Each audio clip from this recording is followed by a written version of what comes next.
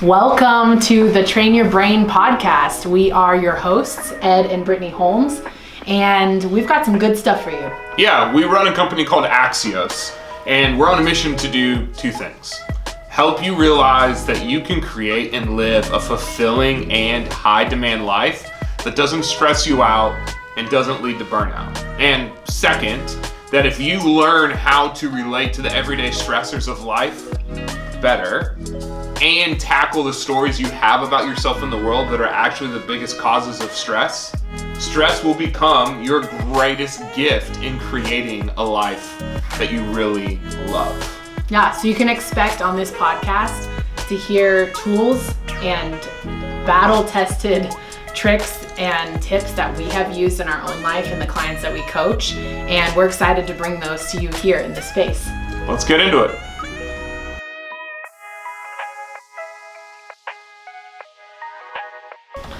Full disclosure, we started this about 30 seconds ago, and we are still getting used to the fact that we you can speak see to us. a camera and you can see us. We're talking about Numbin Out today. We are. So, here's the thing. How most of us get through the day and deal with stress are actually indicators that we have stress we're not handling well, because the things we're using don't actually healthily help us deal with stress. But they don't help us deal with it at all. At all. They it just helps us disappear from it, make it like they go away sedate. for a little bit. They help us numb out or sedate. Yep. So we're gonna take you on a journey of how we reach this like sedation numbing state. And it really has to do with how stress works and how our body is built to respond to stress. Well, and ironically, the things that we use to numb out and kind of remove ourselves from the stress for a bit are actually the things that lead to our overwhelm and long burnout. term and burnout. Yeah. So real quick, we're going to geek out on the psychology of stress for about Buckle up. 3 or 4 minutes. Recap of terms. My body designs homeostasis, my comfort zone. Any change in homeostasis, the event is a stressor. Yep. Right? My story about the event is stress.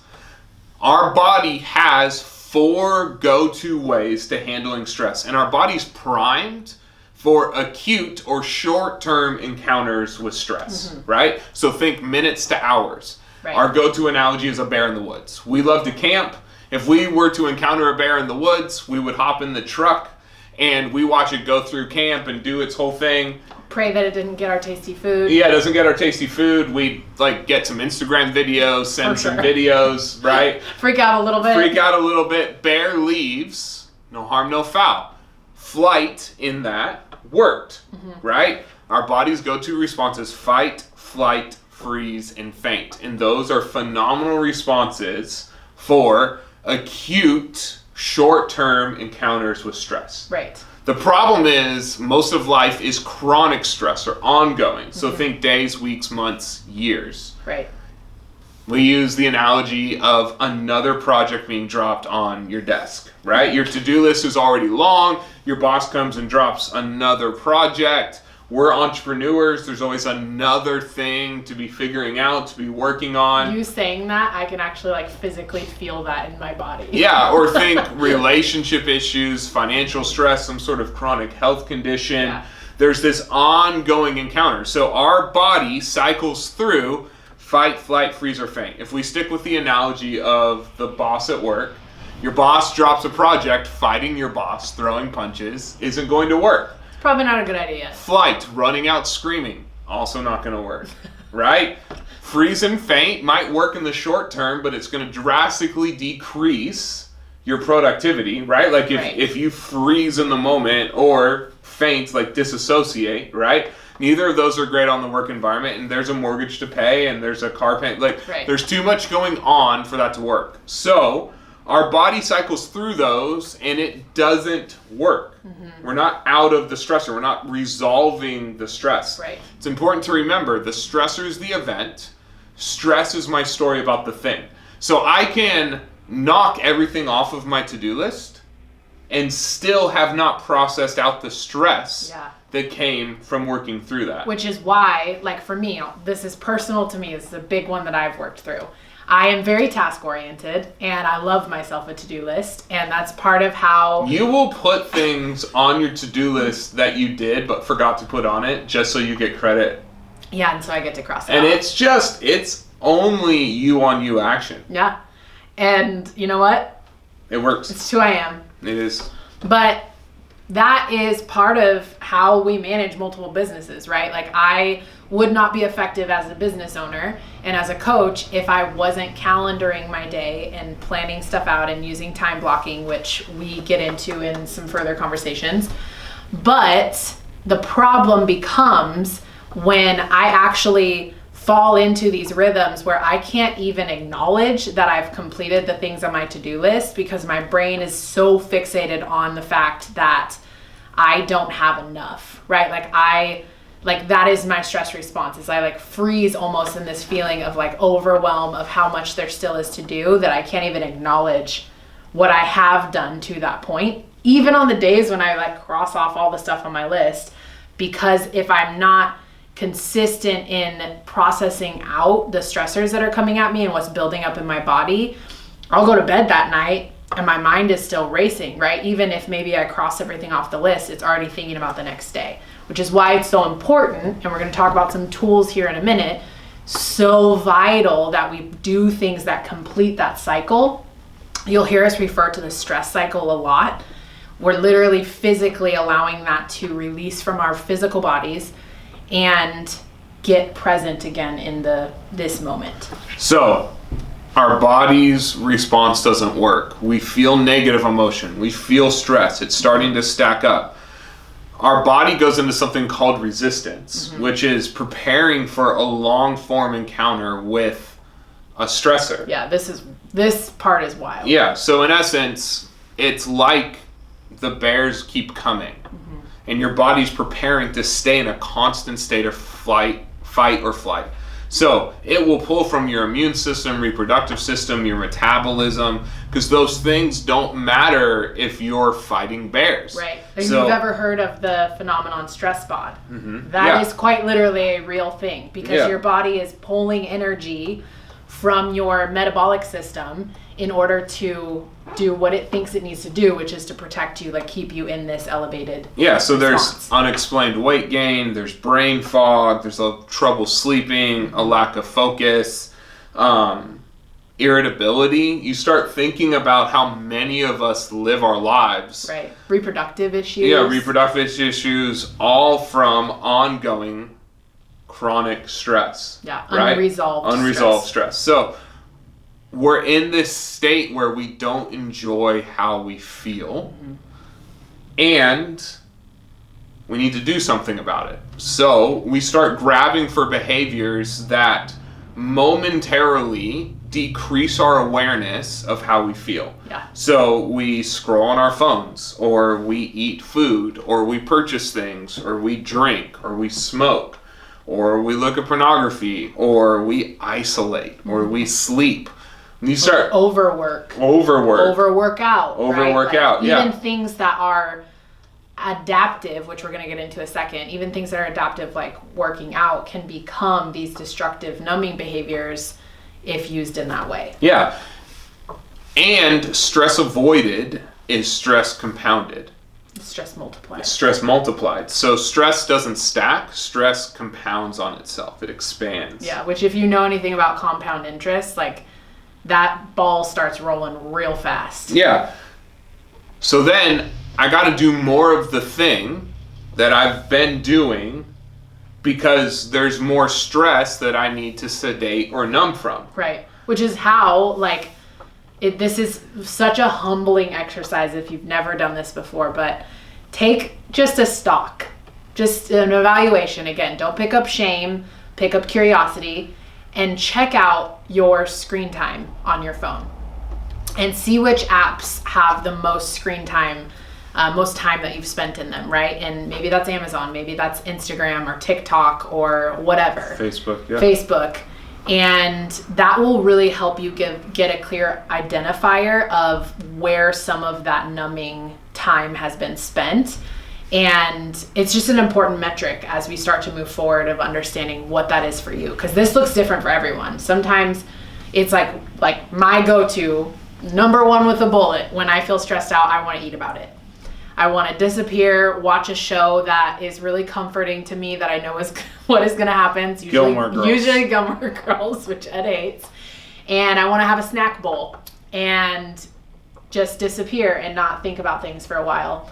And that becomes really destructive for me and the goals that I have, especially my physical goals. Yeah. Our stress response is learned and practiced. So when I feel stressed, I grab for my phone, I grab for food, I purchase about it, and we can retrain that. Yeah. Because we will feel stress. We will encounter discomfort. Right. There is no such thing as a stress-free life. We will encounter it when, and we're going to talk about processing and what that looks like in our next episode.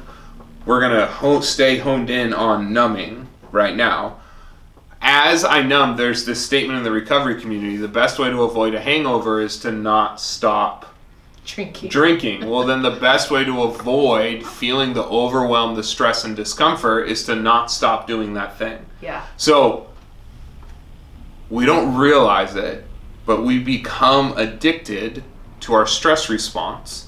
And our learned and practiced stress response always sits in the way of my goals. Yeah. Right? So think about it. When I am very similar to, I was raised in an emotional eating household. There is no emotion that food didn't make better, right? So I got promoted into management positions rather young. And I, especially in guest services companies, so I deal with a really stressful guest service thing, or I need to let someone go, or some sort of leadership decision, and I found myself in front of the vending machine grabbing Pop-Tarts. Strawberry Pop-Tarts, by far my favorite. I start putting weight on. So I'm standing on the scale, there's a number that's not acceptable to me. I go join the gym, I work out super hard, I eat like a rabbit, I start losing some weight.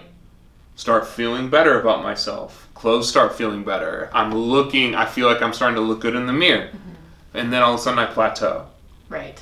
What happened? Well, I was in another stressful season at work and I was back in front of the vending machine. My learned and practiced stress response was standing in the way of the goal, right? Like if your learned and practiced stress response is purchasing, I guarantee you have some sort of fiscal goal right now. Yeah. But can't figure out why, no matter how hard you try, you can't seem to hit your budget and maintain your budget. Or your savings always disappears. Well, I'm spending, right? Or if it's isolation, you're going to want to improve your relationships, right?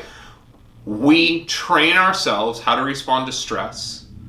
We're not actually healthily responding to stress. We're actually numbing and sedating our awareness of it. We continue to return to that thing, and then we get frustrated, so we set a goal, and then we get discouraged. So then here's the fundamental thing. Now we're back. Stress is a story. All of our fundamental addiction, we are all addicts, and I love to get high on my own supply. We are all fundamentally addicted to my own way of thinking. Yeah. 100%. Yeah, so because I think this way, when I feel stressed, I go do this thing that I've trained myself to do, and then I get to be right about how life is happening to me, not for me. I can't take ground, I can't find momentum. Right, and I get to be right. And then I get to be right. Something that's important to call out too is this is not always, like our numbing response is not always obvious to us. This might require you to do kind of what I was talking about with looking at your screen time, right? And seeing where is the majority of your time. Do you even know how much time that you spend on your phone on average, right? Or in front of the TV or with video games or whatever, right? You might just not be able to see this for yourself. This is a really good thing, not in a judgmental way, but to ask someone close to you, hey, this is something I'm coming to realize. I'm not totally sure what this is for me. What have you experienced of me? Oh, okay, well, when you're really overwhelmed, I notice you really disappear into your phone. Oh, interesting. Okay, so then probably a really great next step for you is to look at where that time has been going. And that'll make it clear to you, have you been purchasing, Yeah, a great tool to use is measure yourself 1 to 10. 1 being you could be the one running the podcast, teaching on that subject. 10 being, man, I have some work to do in this area on your career, your health, your relationships, how fulfilled you are, like are you having fun, your finances, and those are the 6 we teach. Those 6. So 1 being you're killing it, 10 being you're struggling, draw them as a circle and connect the dots. Right. This is what we have found. There's going to be an area of stress in your life, let's say it's your career, and then there's going to be an area of stress response. Often with career, it's either finances or your health. So we have found people who are feeling stretched by their career, it's their health that's suffering because they're giving up taking care of themselves to push their career forward. And the people who feel frustrated in their career, it's their finances that are suffering because they're spending in order to feel control, right? Yep. So there's a high likelihood, let's land the plane. There's a high likelihood that the thing you're doing to get through the day is not helping you process out stress. Feels better in the moment. Yeah. We're going to talk about that in a minute, for us in a minute, for you guys next week. Our learned and practiced stress response often is actually an indicator that we have mismanaged stress, as opposed to something that's actually healthily helping us get through the day. Absolutely. And before we wrap up, I want to point out, even as you start to discover what these numbing tendencies are for you, you don't ever arrive at a place in your life where those never show up again. Like, these are things that will continue to rear their heads. It's just simply we grow our muscle of processing, which is what we will get into in the next episode, that allows me to more quickly recognize when I'm slipping into those numbing behaviors and bring myself back to the present, and then do something that actually allows me to process out what I'm feeling and move forward with the rest of my day versus staying caught in this cycle.